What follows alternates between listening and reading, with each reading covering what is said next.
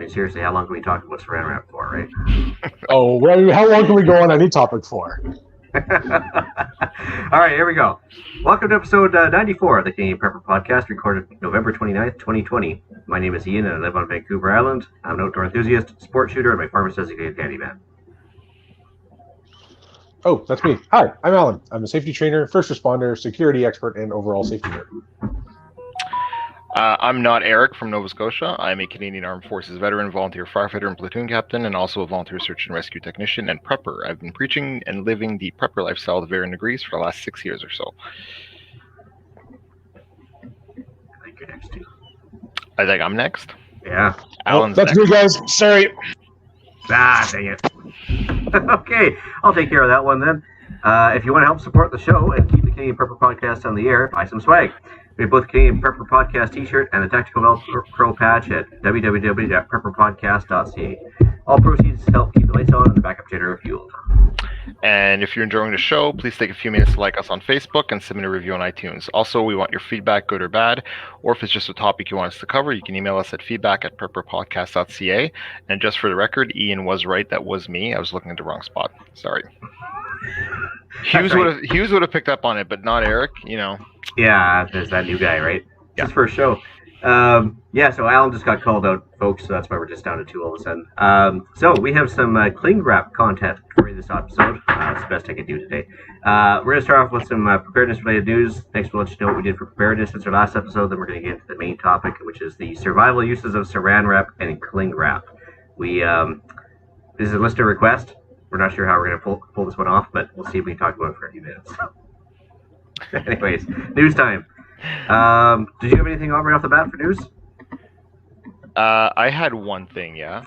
Yeah, go for it. So I had an article. It's a couple months old, but it did a really good job. And actually, it came from Detroit. It came from the Detroit News, which you would be an unlikely source of preparedness news. But basically, goes into say how COVID-19 caught everyone off guard, not preppers, but everyone else. And here's what disaster preppers say we need to do. And it really is a great article as it breaks down the various areas that we say we have to think about, like when it comes to communications and security and food safety and all that kind of stuff. So I'll bet it's an abbreviated article of what you need to do to be prepared. It really goes into the high level overview and some detail of where to start. And I found that coming from a news site like Detroit News was really good. So it's in the show notes. Encourage anyone to take a quick look at it. When it comes to preparedness, it doesn't matter how prepared you are. Any amount of knowledge is good, right? Whether it's something new you can learn or a refresher, something you just haven't thought about. So yeah, just give it a look. And yeah, What's that?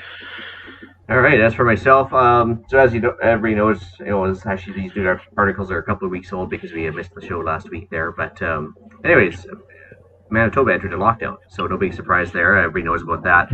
Interesting thing I found about this one when I put the news article in about it is the fact that they've decided to tell people what they can sell, not just where they can sell and everything else. Now, even though Costco is open, they've locked down stuff they don't feel is important. And so they covered it with Saran Wrap, literally. They took cellophane and just wrapped up the stuff they feel that is non-essential, and therefore that they're telling you what you can buy now, and just not just where and when and everything else. It's getting a little bit too authoritarian for my liking as far as that goes. Yeah, and it's funny because I saw some pictures, I think it would have been coming out of either Brandon or Winnipeg, where literally the center aisles in Costco where all the clothes are and toys and all that kind of stuff are all covered. And I don't know how, if it's going to do more harm than good, especially this time of the year. I mean, we're 4 weeks out from Christmas. Is this really going to make a difference since you're allowing everyone in Costco anyway? You're just not shopping this area. I mean, think about the economic fallout that this is going to have as well, right? So I don't know what the right answer is, but it struck me kind of funny that they're actually cordoning off these areas within stores and saying what you can and can't buy. So, I mean, they're all wearing masks anyway. They're all social distancing. Well, and that's the funny thing is, like, after that guy got arrested for selling barbecue in Toronto, they looked at the Costco that was 200 yards down the road that was selling food, and the lineups in there were just insane, and they certainly weren't social distancing either. So, yeah. I mean, if you're going to be there, I mean, the risk is no greater if you buy toilet paper, if you buy, socks. Clothes or yeah, exactly. So, and the other funny thing is for that, I think my sister-in-law's in Winnipeg, and she was telling me that for about a day and a half, they decided that tampons and feminine napkins were not essential, so they wrote them off. But there was a touch of backlash on that one. So, you think? Yeah, so that lasted about a day before they changed their mind on that one and decided that after all was essential. So that's unreal. Yeah, okay. Government weenies in a desk somewhere, right? Yeah. Anyways, BC is on lockdown as well. No surprise there, but for us, it is actually a big deal because for the most part, we've managed to ride out this whole thing since March relatively easily. Vancouver is a little bit of a different animal, but especially on the island here, it's pretty casual. But now there's bigger lockdowns. So I put an article in there from the CBC. Basically, just kind of catches us up with the rest of the country almost. Okay. And but at that point that they introduced these lockdown procedures in BC, we only had one death. So like on this second wave, only had one death. They talked about all sorts of case numbers, but it was insane. Like it just case, but only one death. And I was like, yeah. And one thing I noticed, at least in Nova Scotia here, is we are in our second wave. And when I say second wave, I mean we're seeing. I think we had like 11 cases today, like 12 the last day, right? So we're still in the low double-digit caseloads every day. But what you're seeing is that they used to report the ages or the age range of those people being infected, and they stopped doing so. And what I heard is because all the new cases in Nova Scotia and for the most part, some places in Atlantic Canada are all in the 18 to 35 range. So they didn't want there to be backlash or, social justice against this age group, because if you look at all the exposures, it's happening at bars, restaurants, and fitness facilities, right? Yeah. So what you're seeing is this generation, so to speak. This anti-lock, they're the ones that are going out, they're getting sick, they're spreading it, and the government is trying to say, well, we're not going to report on the ages because then people won't know who's getting sick and who's not. Well, it's not that hard to find out either, right? So, yeah. But, and the thing is, even with the wave 2 that we're seeing here, there's currently no hospitalizations and there hasn't been a death in months here. So whereas at the beginning of the pandemic, we had quite a few hospitalizations. We had a period of a couple of weeks where we had about 50 or 60 people died, mostly from a nursing home. But, currently we do have some cases, but no hospitalizations and no deaths. So we'll see how things go, right?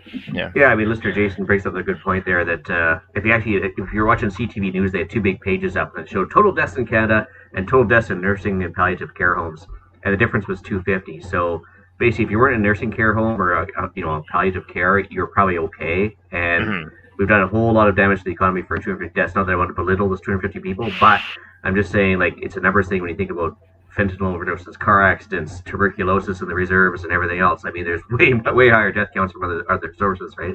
I mean, I don't know what the number is, but I've heard varying figures that, the common cold and the seasonal flu typically they've killed way more people so far this year than COVID has. And to your point, that's not including, overdoses and alcohol abuse and car accidents and suicides and all that kind of stuff, right? So there's a running death count in Vancouver here with the fentanyl crisis there in downtown core of Vancouver, and every month that's gone by since March, it's more than quadrupled the amount of deaths from fentanyl than it has from COVID, and yet everybody's like, yeah, whatever. And the funny thing is, because of all the lockdowns and COVID, they've actually resorted to manufacturing fentanyl domestically instead of in China, which is made for some skunky mixes, I guess, and it actually has upped the death rate because the stuff is very unstable and volatile. And so what they were doing was bad enough. But so who's making it? It's not like a pharmaceutical company making it here in Canada, is it? Or well, no. It's they were trying to do some medical grade heroin to try and offset some of that. But as far as the fentanyl goes, no, it's just like any kid with a chemistry set can make it, and it's just illegal to make here, but not in China. And so they were making it over there and shipping it over, surreptitiously. But it was like being manufactured out in the open over there, right? And so there's at least a little bit of control as far as what went into it, and now there's just like the average kid. We'll call him A, we'll call him B, and they wonder why the death rate is skyrocketed. But anyways. Wow. Okay. Yeah. And Infamous he mentions they've had more drowning deaths this year than COVID deaths. And yet, look at the damage to the economy. I mean, yeah. I mean, what did the Liberals here in Canada? They're supposed to release the deficit this week, I think. Probably that should be fine. Probably hundreds of billions of dollars at this point. I mean. Oh yeah. Well, I mean, not that I want to get too political with it either, but I mean, like, the fact is that already that our current prime minister has spent more than every other prime minister combined before him. So using COVID as an excuse. But, yeah, it's like, oh man. And now I mean, again, I don't want to go too far into it because we have stuff to talk about this episode. But you know, they're talking about the Great Reset. That's probably an episode we could have talking about the Great Reset. Oh yeah, I think Colin and Andrew and Better Andrew need to be on for this one, though. I think. Yeah, I think so because I want to see who does the best Klaus Schwab impersonation because he's like the world's best Bond villain. Like, oh god. Yeah. Anyway, yeah. So speaking of mildly rabbit hole-y stuff, so back before the COVID broke out, there was this event 201 held a few months before the pandemic started, and they all basically were a bunch of big monkey mucks, including Bill Gates and a few other guys.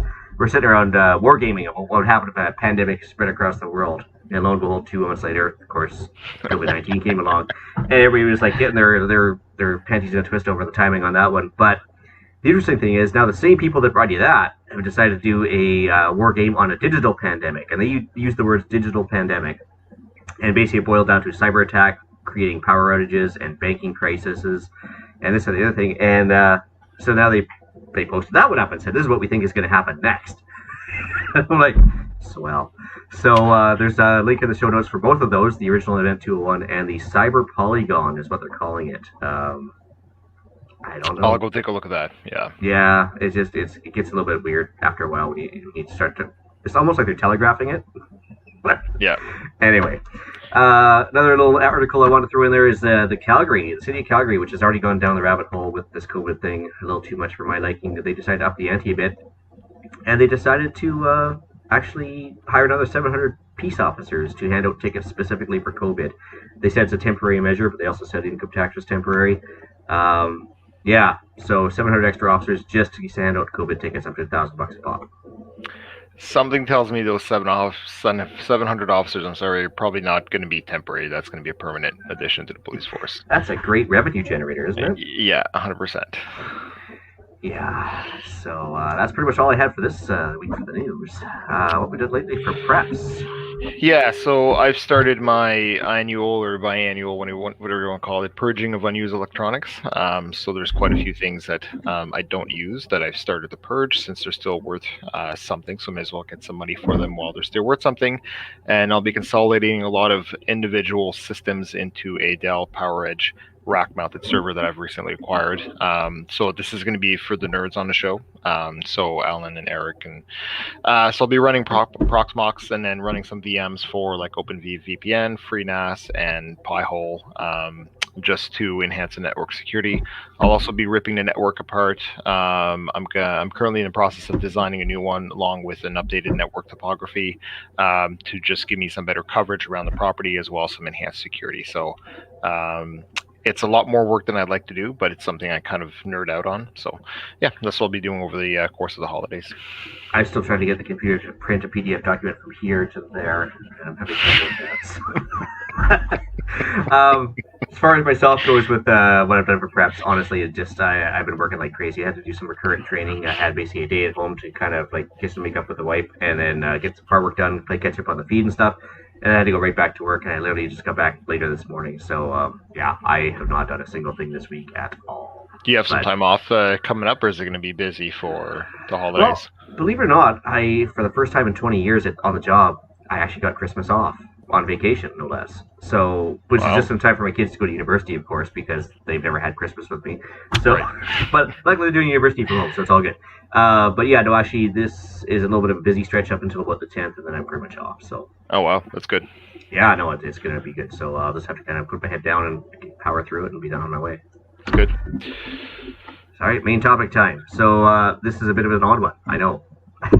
Like you said, you thought it was a bit of a joke, didn't you? I thought it was a joke. I thought it had an alternate meaning, and I meant to look it up to see if it meant something else. But yeah, no, I think we're serious about talking about Saran Wrap. And all right, cool. Yeah, no, we actually had some. We put out a topic request. Speaking of which, before I forget, before we get deep into this, 100th episode's coming up. If anybody that's a listener that wants to come on the show, feel free. What I'll do is I'll probably end up putting up the show notes on the Facebook page. And if they want to just dial into the StreamYard, we'll try and get as many people on as we can just to say hi. Or if you have a topic you want us to cover for the 100th episode for something special, let us know. That sounds good. Yeah, so it's coming up by basically the New Year's. Should be hitting it. So anyway, when somebody first mentioned this, the first thing that came to my mind was like, go to the Highland Games and you forgot your kilt. You could just wrap it around with Saran Wrap a bunch of times. I don't know. Just a smart ass to me, anyways. Evidence removal. I guess. Yeah. And of course, I'm looking at the show notes and I'm thinking how. Well, if you just want to collect it up, everything, wrap it up, and then bury it or something, I suppose. And no. And of course, the other smart ass comment I had was Dexter victim wrapping. So if anybody ever watched the TV show Dexter, yeah, that could work. That would work actually. That would work, sure. Yeah. So okay, on to the real ones. So obviously food wrap. So in order to keep the moist food moist, dry food dry. Obviously, it's one of those things you can never have too much of because it's a handy tool that you use every day. It's a barter item. What it boils down to when the stores are closed and they decide what you can and can't buy. It might be one of those things where just be a good neighbor and hand over a little dollar store roll of cellophane wrap. Yeah. No, that's good. Yeah. I'm just trying to think. So you said next one is waterproofing, food, guns, bags. Yeah, I mean, if you think about it, if you go through an airport, I don't know that they have it in Canada as much as when I used to travel to Asia. They would, for a pretty small fee, like maybe $4 or $5, they would actually wrap your suitcase in Saran Wrap, so to speak, right? And that actually protected it because the airlines, they don't really care about your suitcase, and it doesn't matter if you have a nice expensive suitcase or a cheap one, they're going to find a way to destroy it. And I found that paying the $4 or $5 for that Saran Wrap to get my luggage from Jakarta, Indonesia to Halifax, Nova Scotia actually kept it in one piece and kept the wheels on, kept the handles on. So that is probably the one outside of food prep. That's probably the one thing I can think of that's a really good use of Saran Wrap. Well, you think about it, I'm pretty sure they got some mountain gorillas in the baggage section of every airport, and they kind of just do the two-hand smash on every baggage that goes by or something. Or something. I don't know what happens, but it's universal, man. I don't know what it is. I'll tell you, I bought some expensive suitcases because I was traveling a lot, and I was just like, I wasn't as mad as I was impressed at how they managed to break things. I'm just like, how? I'm really impressed. I'm really impressed that you guys managed to rip this off, right? So, yeah, so as far as the bags go, that's definitely one thing. So this is a dollar store thing. It's like the stretchy shrink wrap that you can buy for wrapping suitcases and everything else, and cheap stuff, but it works great. So when I'm shipping stuff that I've made a gun nut deal or whatever, and I'll put the box together, and just because of the climate around here, I like to wrap it with Saran Wrap or tape or something just to make sure that it's got an extra layer to keep the water off. That's a good idea. Right? I've seen that before too. Yeah, that's a good idea. Yeah, and then as far as food goes, same thing. If you're camping, you got something in your backpack, whatever, that might be like, I don't know, bread or whatever, having just that extra layer of plastic does help. Yeah. As long as you get, this stuff here will stretch, unlike regular Saran Wrap, which will just tear, right? Yeah. Because I think they make modern day Saran Wrap for the average, soy latte drinking city dweller who doesn't have scissors or upper body strength. So they make the regular stuff rip really easy, but this stuff does not rip at all. You have to really tear at it or cut it to make it rip. I actually like the idea of having that kind of dispenser roll, because then you can easily have, it doesn't really matter the size or the layout of the object. You could easily wrap it in order to either contain it within one piece or give it that extra layer of protection, I guess, right? So yeah. So the other thing that I forgot to write down, I just did it now here, is say if you have a bug out bag set up and you don't want anybody borrowing the set of matches off of it or your favorite knife or whatever, it's one thing to make sure that if you have just a grab and go bag set up anywhere in the vehicle, in the closet or whatever, you want to make sure everything stays in it. Take this little wrappy stuff, put 5 layers around it, and then guarantee everything's still there.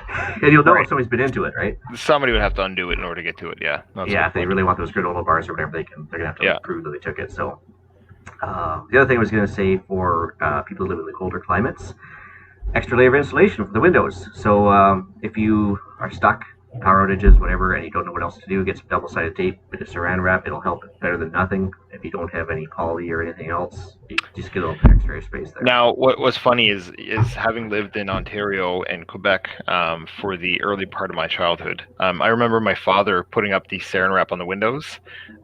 It was like sticky Saran Wrap that would go around the windows, and then he would use a hairdryer to kind of stretch it out. Yeah. And then I would always get in shit because I would put my fingers through it for fun.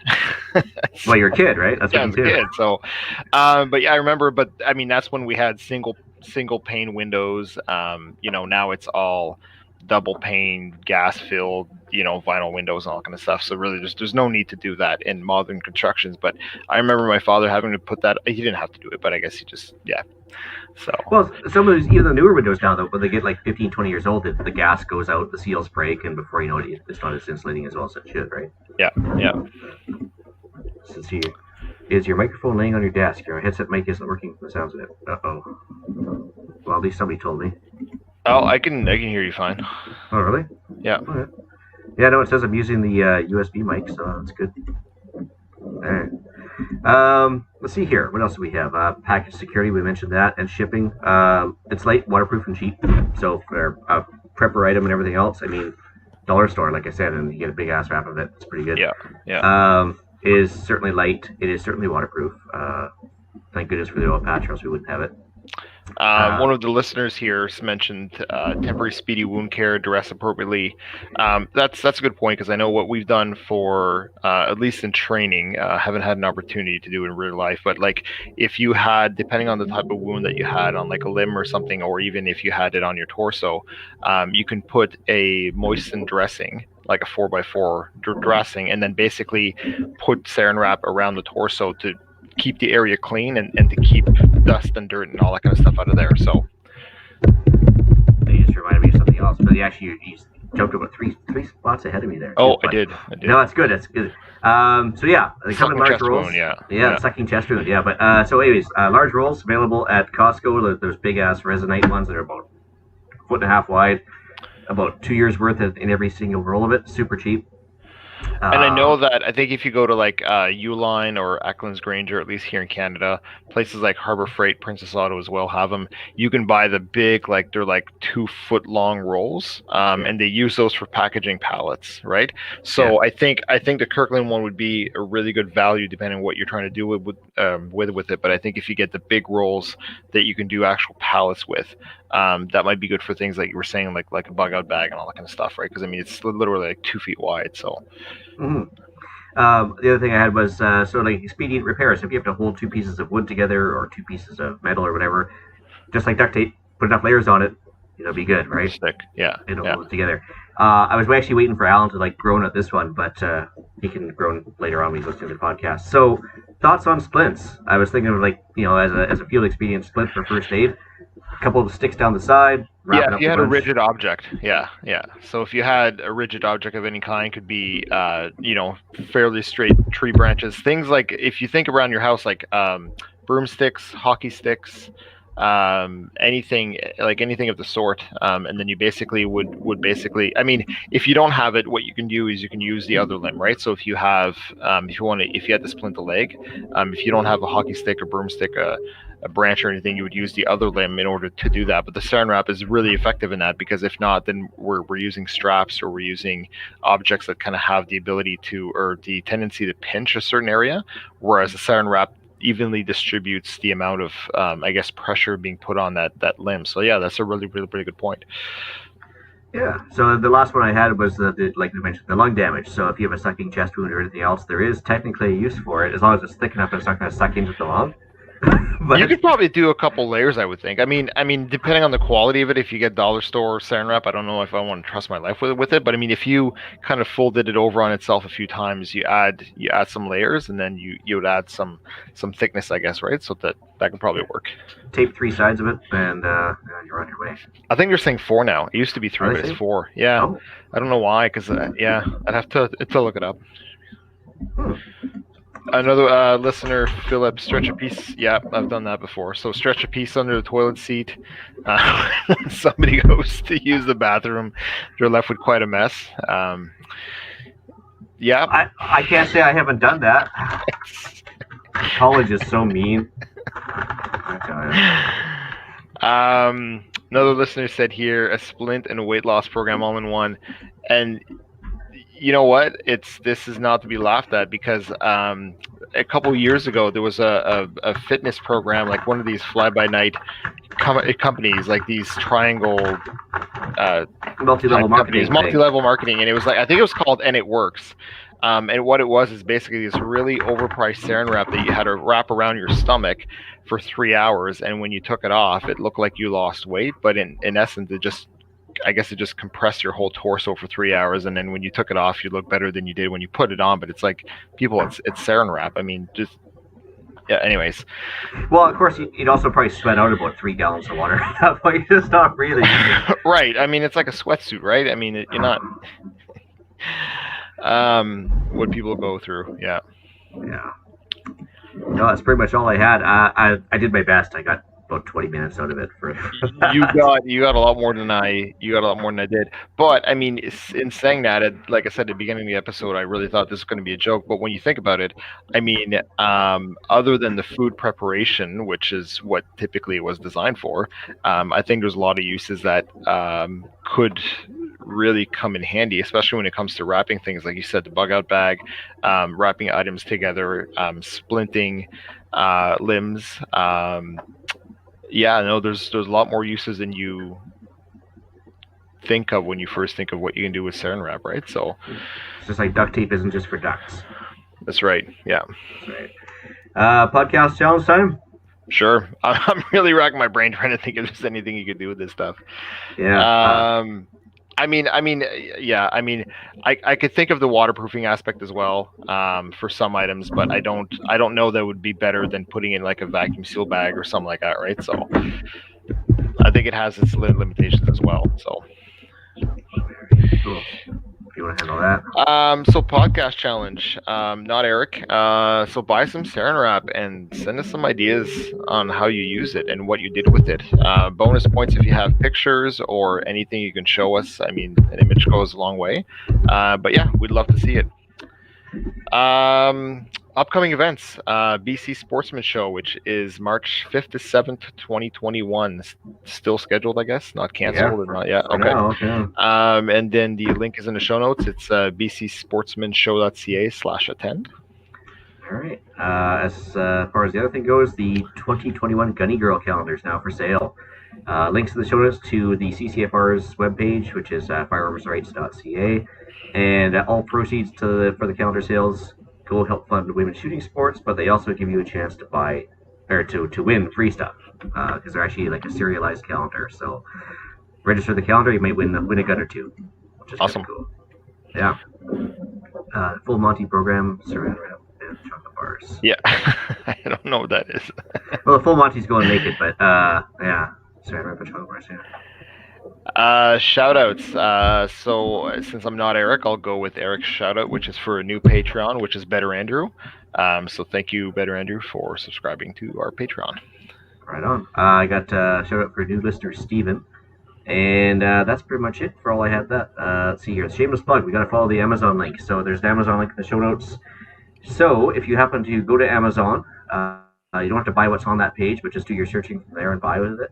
Buy whatever you want with it, and then anything that you buy, we get a bit of a kickback from. So helps fund the show for sure, and the web hosting and everything else. So feel free to use that Amazon link we just throw in there. And that's pretty much it. So I'm going to bring episode 94 of the Canadian Prepper Podcast to an end. You can find the podcast on iTunes, Podbean, Spotify, or your favorite podcast app. Please help us out and submit a review. It helps other people find us. And I can be reached at hfxprepper@gmail.com. And I've also got my own YouTube channel. Just search for HFX Prepper. All right. Let's see here. I got to just do the last bit. Eric can take care of the gap on this one. So you can reach Ian directly by emailing me at thewesternrecruit@gmail.com. You can also find me on Canadian Patriot Podcast on iTunes and YouTube. There you can find us discussing why government waste on society makes me talk about cellophane dresses. Anyways, yeah, so thanks for joining us. Till next time, be prepared, stay safe, and keep learning.